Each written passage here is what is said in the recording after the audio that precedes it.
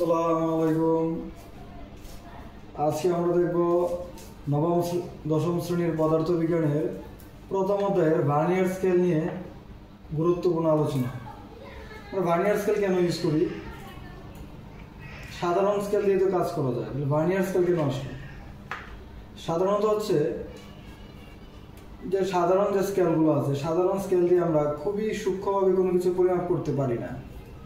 যেমন কোনো কিছু যদি আমরা পরিমাপ করতে চাই, দেখো এই যে আমি একটা চিত্র দিলাম, এই বড় চিত্রটা হচ্ছে আমার প্রধান স্কেল বা আমাদের বাসা বাড়িতে যে স্কেল থাকে।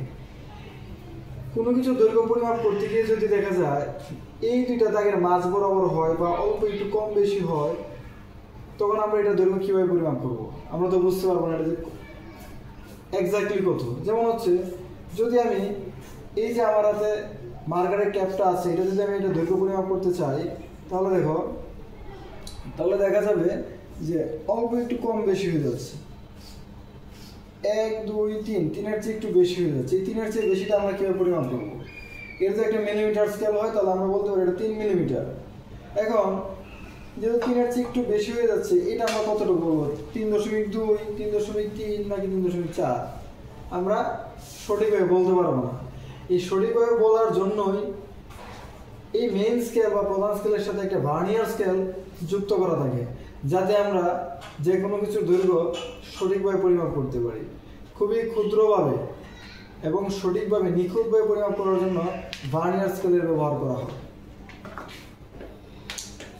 আচ্ছা, তো আমরা পরিমাপ করার আগে কিছু জিনিস শিখে নেই। এই ভার্নিয়ার স্কেলের যে ভাগ সংখ্যাকে n দ্বারা প্রকাশ করা হয়, ভার্নিয়ার স্কেলের ভাগ সংখ্যাকে n দ্বারা প্রকাশ করা হয়। মানে এখানে ভার্নিয়ার স্কেলে কয়টা ঘর আছে? 1 2 3 4 5 6 7 8 9, 1 2 3 4 5 6 7 8 9 10। এইখানে ভার্নিয়ার স্কেলটায় 10টা ভাগ আছে। এই ভার্নিয়ার স্কেলে 10টা ঘর বা ভাগ আছে। এই ভাগটাকে n দ্বারা প্রকাশ করা হয়। এই nটা হচ্ছে ভার্নিয়ারের ভাগ সংখ্যা n। আবার ভার্নিয়ার সমাপতন নামে একটা শব্দ আছে, ভার্নিয়ার সমাপতন। মানে ভার্নিয়ার স্কেলে যে দাগটা প্রধান স্কেলের যে দাগের সাথে হুবহু মিলে যায়, এটাকে বলা হয় ভার্নিয়ার সমাপতন। দেখো এখানে তোমরা এই যে আমি চিত্রটা ড্র করেছি, এখানে 1 2 3, এই 3 নাম্বার যে দাগটা, এই 3 নাম্বার দাগটা প্রধান স্কেলের সাথে হুবহু মিলে গেছে। বাকিগুলো কিন্তু কোনোটাই মিলে না, একটু কম বেশি আছে, কম বেশি আছে। এই দাগটা হুবহু মিলে গেছে। ভার্নিয়ার স্কেলের যে দাগ প্রধান স্কেলের যে কোনো একটি দাগের সাথে যদি মিলে যায়, ওই দাগটাকে বলা হচ্ছে ভার্নিয়ার সমাপতন। এই স্কেলের জন্য ভার্নিয়ার সমাপতন এই ভি এর মান কত হবে? 3। আর এখানে ভার্নিয়ার স্কেলের দাগ আছে কয়টা? 10টা। তাই এই ভার্নিয়ার স্কেলের জন্য n এর মান হবে 10, আর ভার্নিয়ার সমাপতন ভি এর মান কত হবে? 3। আরেকটা জিনিস তোমাদের ম্যাথ করার জন্য জানতে হবে, প্রধান স্কেলের ক্ষুদ্রতম এক গড়ের দৈর্ঘ্য, এটাকে s দ্বারা প্রকাশ করা হয়। প্রধান স্কেলের ক্ষুদ্রতম এক গড়ের দৈর্ঘ্য s।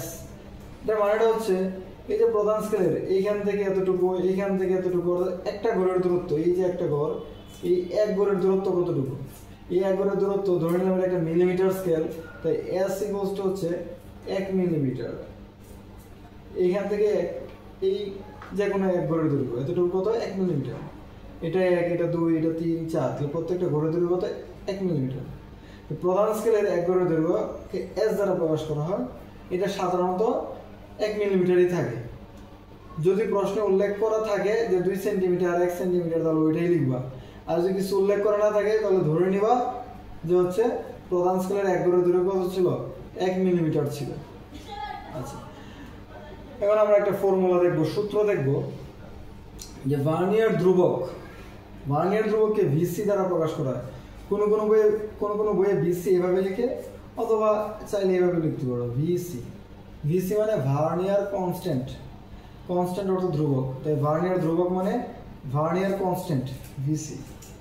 ভিসি ইকুয়ালস টু হচ্ছে, সূত্রটা হচ্ছে s by n। s by n। s কি? প্রধান স্কেলের এক গড়ের দৈর্ঘ্য s, আর n কি? ভার্নিয়ারের ভাগ সংখ্যা, ভার্নিয়ারের কতগুলো দাগ আছে, কয়টা ঘর আছে, ভার্নিয়ারের ভাগ সংখ্যা হচ্ছে n। তো ভার্নিয়ারে ভাগ সংখ্যা বলে দেওয়া থাকবে কোশ্চেনে, যদি না বলে দেওয়া থাকে আমরা বের করতে পারবো। তো ভার্নিয়ারে ভাগ সংখ্যা হচ্ছে n। এই ম্যাথের ক্ষেত্রে আমরা যদি ভার্নিয়ার ধ্রুবক বের করতে চাই তাহলে ভার্নিয়ার ধ্রুবক VC = কি লিখতে পারি, S/n, যেহেতু S এর মান কত 1 মিলিমিটার, 1 মিলিমিটার, n এর মান কত 10, 1 কে 10 দ্বারা ভাগ দিলে কত হবে 0.1 মিলিমিটার। এইটাই হচ্ছে ভার্নিয়ার ধ্রুবক স্কেলের জন্য। আচ্ছা, কোন ম্যাথে যদি এরকম দেওয়া থাকে যে ভার্নিয়ার ধ্রুবকের মান দেওয়া আছে, VC এর মান দেওয়া আছে আর S এর মান দেওয়া আছে প্রধান স্কেলের 1 ঘরের দৈর্ঘ্য, অথবা যদি নাও দেওয়া থাকে, যদি মিলিমিটারে কিছুই না দেওয়া থাকে তাহলে আমরা মিলিমিটারে স্কেলে হিসাব করে S এর মান ধরবো 1 মিলিমিটার, S এর মান কত ধরবো 1 মিলিমিটার। এখন মনে করো কোনো একটা ম্যাথে VC আর S এর মান দেওয়া আছে, প্রশ্ন হচ্ছে ভার্নিয়ারের ভাগ সংখ্যা কত, তাহলে তোমরা কি এই ফর্মুলা থেকে বের করতে পারবে না? যেহেতু VC হচ্ছে S/n, তাহলে ভার্নিয়ারের ভাগ সংখ্যা কি n, n কত হবে S/VC, n টা এখানে আসবে, VC টা এখানে যাবে, n S/VC। S হচ্ছে 1 মিলিমিটার আর VC এর মান যদি দেওয়া থাকে তাহলে ভার্নিয়ারের ভাগ সংখ্যা বের করতে পারবা খুবই সহজভাবে। আচ্ছা, এখন আমরা দেখব এই ভার্নিয়ার স্কেল দিয়ে আসলে কিভাবে দৈর্ঘ্য পরিমাপ করতে হয়। ভার্নিয়ার স্কেল দিয়ে কিভাবে দৈর্ঘ্য পরিমাপ করতে হয়, কোনো কিছুর দৈর্ঘ্য যদি পরিমাপ করতে চাই তাহলে সূত্র আছে একটা, সেটা হচ্ছে দৈর্ঘ্য L = প্রধান স্কেলের দৈর্ঘ্য। এমটা কি প্রধান স্কেলের পার্ট, দৈর্ঘ্য না, প্রধান স্কেলের পার্ট, প্রধান স্কেলের পার্ট আমি লিখে দিচ্ছি।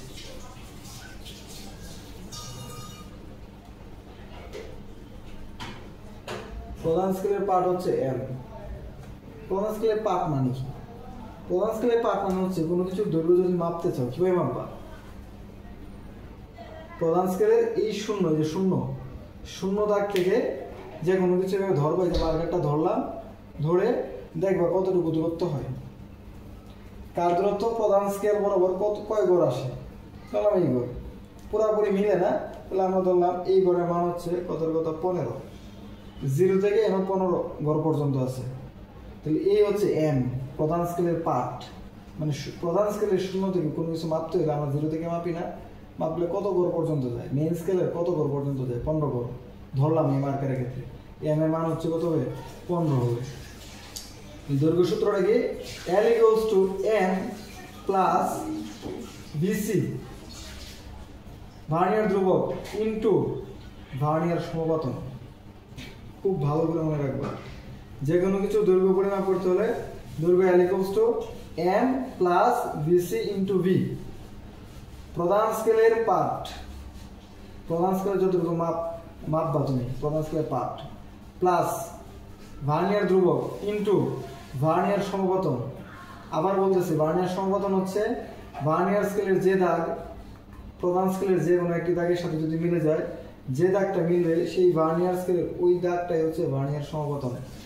এখানে ধরে নিলাম আমরা এই 3 নাম্বার দাগটা মিলে গেছে, তাহলে এই ভার্নিয়ার সমপাতন V এর মান কত হবে 3 হবে, ভার্নিয়ার স্কেলের V এর মান কত হবে 3 হবে।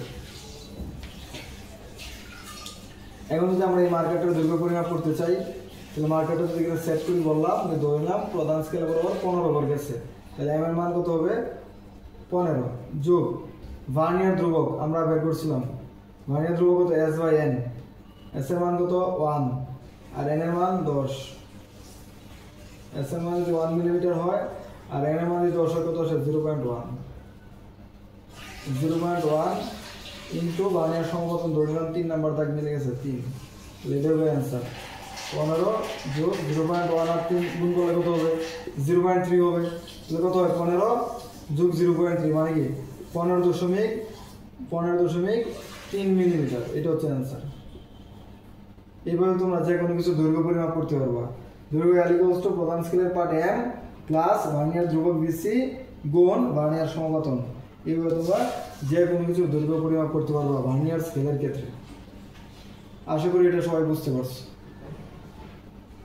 আমরা এখন আরেকটা জিনিস দেখবো, এই ভার্নিয়ার স্কেল রিলেটেড আরেকটা টপিক আছে, তাহলে তোমাদের সব কিছু শেষ হয়ে যাবে ভার্নিয়ার স্কেল রিলেটেড যা কিছু আছে। দেখো আমি বলছিলাম এই ভার্নিয়ারের ভাগ সংখ্যা n বের করতে পারবো। n ইকুয়ালস টু কি S/VC, হচ্ছে ভার্নিয়ারের ভাগ সংখ্যা।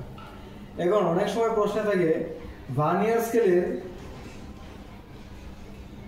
কত গড় প্রধান স্কেলের কত গড়ের সমান, অথবা ভার্নিয়ার স্কেলের যতগুলো ভাগ সংখ্যা আছে এটা প্রধান স্কেলের কয়টা ভাগ সংখ্যার সমান। মূলত হচ্ছে প্রধান স্কেলের, তাহলে আমাকে বের করতে হবে কি প্রধান স্কেলের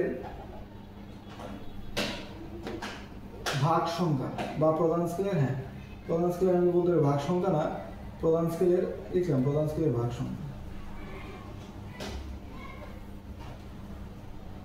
দেখো এখানে ভার্নিয়ার স্কেলের 10 গড়, এটা কি প্রধান স্কেলের 10 গড়ের সমান হবে? 10 গড়ের সমান হবে না। ভার্নিয়ার স্কেলটা সবসময় ছোট। দেখো এইখান থেকে এই যে ডিস্টেন্সটুকু ভার্নিয়ার স্কেল, এইখান থেকে এই উপরেরটা যে দৈর্ঘ্য এটা একটু কম না, কাটছে প্রধান স্কেলের এই 1 গড় আর ভার্নিয়ার স্কেলের 1 গড় একটু ছোট না? প্রধান স্কেলের 1 গড় আর ভার্নিয়ার স্কেলের 1 গড় কিন্তু একটু ছোট। তাই তুমি যদি ভার্নিয়ার স্কেলের এই 1 গড় আসলে প্রধান স্কেলের চেয়ে কতটুকু ছোট সেটা বের করতে চাও, তাহলে তোমাকে কি বের করতে হবে? আমরা এটা দেখে নিই যে ভার্নিয়ার স্কেলের 1 গড়ের দৈর্ঘ্য কিভাবে বের করবো। প্রধান স্কেলের 1 গড়ের দৈর্ঘ্য তো 1 millimetre, S equals to 1 millimetre দেওয়া থাকে, না দেওয়া থাকলে আমরা বের করবো, কিন্তু এটা আমরা পরে বের করি। তার আগে আমরা দেখি ভার্নিয়ার স্কেলের 1 গড়ের দৈর্ঘ্য কত হবে। এটা খুব ইম্পর্টেন্ট। ভার্নিয়ার স্কেলের 1 গড়ের দৈর্ঘ্য বা ক্ষুদ্রতম 1 গড়ের দৈর্ঘ্য, ভার্নিয়ার স্কেলের যে 1 গড়, একটা থেকে আরেকটার যে দূরত্ব, একটা থেকে আরেকটার যে দূরত্ব, এই 1 গড়ের দৈর্ঘ্য আমরা কিভাবে পরিমাপ করবো? এই 1 গড়ের দৈর্ঘ্য পরিমাপ করতে হলে আমরা এখানে দেখতে পাচ্ছি 1 গড় কি ভার্নিয়ার স্কেলের 1 গড় প্রধান স্কেলের 1 গড়ের চেয়ে একটু ছোট, এটা একটু ছোট আর এটা একটু কি বড়, একটু বড়, এগুলো একটু ছোট। তাহলে ভার্নিয়ার স্কেলের 1 গড়ের দৈর্ঘ্য হবে S, মানে প্রধান স্কেলের 1 গড়ের দৈর্ঘ্য মাইনাস ভার্নিয়ার ধ্রুবক। এটা সবাই মনে রাখবা, ভার্নিয়ার স্কেলের 1 গড়ের দৈর্ঘ্য হবে প্রধান স্কেলের 1 গড়ের দৈর্ঘ্য মাইনাস ভার্নিয়ার ধ্রুবক। তা আমি যদি একটু করতে চাই নর্মালি, তাহলে এখানে বলতে পারি এইভাবে যে S এর মান কত 1 মিলিমিটার আর ভার্নিয়ার ধ্রুবক কত ছিল 0.1 মিলিমিটার। কত হবে? 1 থেকে 0.1 বিয়োগ দিলে 0.9 মিলিমিটার। আচ্ছা, তাহলে আমরা যদি ভার্নিয়ারের 1 গড়ের দৈর্ঘ্য 0.9 মিলিমিটার হয় আর ভার্নিয়ারের ভাগ সংখ্যা n, এর মান কত 10 হয়, ভার্নিয়ারে এই ভার্নিয়ার স্কেলের ভাগ কয়টা আছে? 10টা। 1 গড়ের দৈর্ঘ্য কত 0.9, কিন্তু আমরা ভার্নিয়ার স্কেলের দৈর্ঘ্যটা বের করতে পারি, বা ভার্নিয়ার স্কেলের 10 গড়ের দৈর্ঘ্য কতটুকু হবে? 5 গড়ের দৈর্ঘ্য বের করতে পারবো। যদি ভার্নিয়ার স্কেলের 5 গড়ের দৈর্ঘ্য কতটুকু হবে? ধরে নিলাম এখানে 10 টা বের করি, যে ভার্নিয়ার স্কেলের 10 গড়ের দৈর্ঘ্য, ভার্নিয়ার স্কেলের 10 গড় 5 গড় যাই বলে, আমরা দেখবো ভার্নিয়ার স্কেলের কয় গড় প্রধান স্কেলের কয় গড়ের সমান। ভার্নিয়ার স্কেলের 10 গড়ের দৈর্ঘ্য, দেখো 10 গড়ের দৈর্ঘ্য কত হবে? 10 গুণ 1 গড়ের দৈর্ঘ্য, 10 গুণ 1 গড়ের দৈর্ঘ্য কত? 0.9 মিলিমিটার। কত হয়? 10 ইন্টু 0.9 কত হয়? 9 মিলিমিটার। আচ্ছা, তোমরা কি একটা জিনিস খেয়াল করছো যে প্রধান স্কেলের 1 গড়ের দৈর্ঘ্য কত ছিল? 1 মিলিমিটার। কত ছিল? 1 মিলিমিটার। আর ভার্নিয়ার স্কেলের 1 গড়ের দৈর্ঘ্য কত? 0.9। কোনটা বড়? 0.1 নাকি 0.9? বড় কোনটা? এইটা নাকি এইটা? অবশ্যই 1 মিলিমিটার বড়, আর এটা একটু ছোট। এই জন্যই বলা হয় ভার্নিয়ার স্কেলের 1 গড় প্রধান স্কেলের 1 গড়ের চেয়ে একটু ছোট। এবার আমরা দেখব ভার্নিয়ার স্কেলের 10 গড়ের দৈর্ঘ্য যদি 9 মিলিমিটার হয়, তাহলে প্রধান স্কেলের ভার্নিয়ার স্কেলের 10 গড় প্রধান স্কেলের কয় গড়ের সমান? আমরা কিভাবে করব? প্রধান স্কেলের ক্ষেত্রে